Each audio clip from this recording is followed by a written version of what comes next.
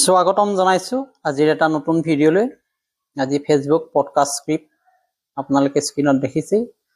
এটি অতি সচেতন বিষয়, সিৰিয়াছ সেনচিটিভ বিষয়, বৰ্তমান সময়ত অতি জৰুৰী শিশু সুৰক্ষা আৰু যৌন অপৰাধ প্ৰতিবিধান আইন 2012 ওপৰত এক আলোকপাত। আমি পক্সো এক্ট 2012 বুলি কওঁ।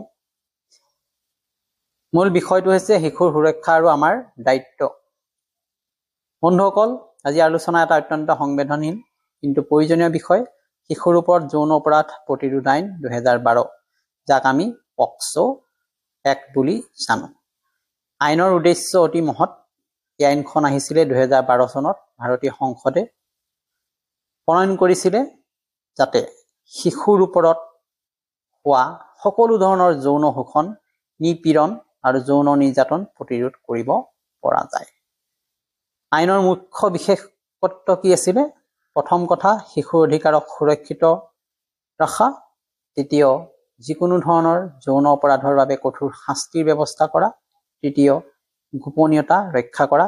শিশুৰ নাম, পৰিচয় পত্ৰ প্ৰকাশ কৰিব নোৱাৰিব।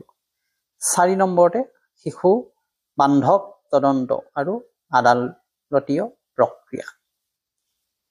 অভিভাৱকৰ কি ভূমিকা থাকিব?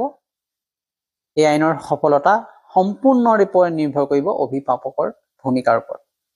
গতিকে অভিভাৱকসকলৰ সচেতনতা, শিক্ষকে বিদ্যালয়ত সুৰক্ষাৰ পৰিৱেশ সৃষ্টি কৰা আৰু সমাজে শিশু বান্ধৱ মনোভাৱ গঢ়ি তোলা।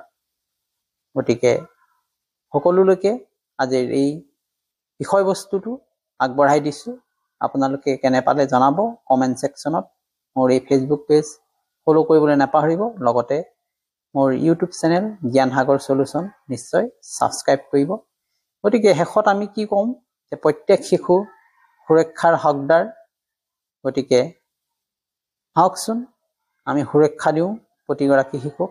নিজৰ শিশু হিচাপে ভৱিষ্যত নাগৰিক শিশুসকলক লৈ আমি যাতে কোনো ধৰণৰ বিৰূপ মন্তব্য নকৰোঁ, তেওঁলোকৰ অধিকাৰবিলাক আমি সযতনে তেওঁলোকে ভোগ কৰিব পৰা এটা পৰিৱেশ দিওঁ। গতিকে আজিলৈ আহিছোঁ। ধন্যবাদ।